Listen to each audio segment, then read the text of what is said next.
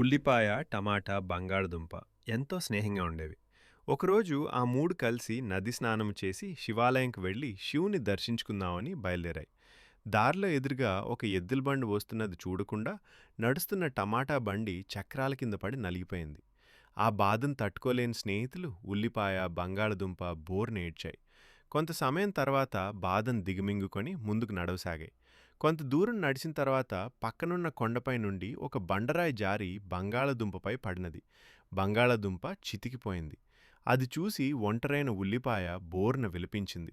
ఏడుస్తూనే శివాలయం చేరుకుంది. గుడిలోని శివలింగాన్ని చూస్తూ మైమరిచి ఏడుస్తూ సోమసిల్లి పడిపోయింది. కొంతసేపటి తర్వాత శివుడు ప్రత్యక్షమై, "ఓ ఉల్లిపాయ, లేవు. మీ బాధకు కారణమేంటి? ఎందుకేడుస్తున్నావు?" అని శివుడడిగాడు. "పరమశివ, నీకు ప్రణామములు" అని నమస్కరించింది. "నా ప్రాణ స్నేహితులైన టమాటా, బంగాళదుంప నా కళ్ళ ఎదుటే ప్రాణాలు కోల్పోయారు. టమాటా చనిపోయినప్పుడు నేను బంగాళదుంప కలిసి ఏడ్చాము. బంగాళదుంప చనిపోయినప్పుడు నేను ఒంటరిగా ఏడ్చాను. కానీ నేను చనిపోయినప్పుడు నా కొరకు ఏడ్చేవారు, కన్నీరు కచ్చేవారు లేరు స్వామి."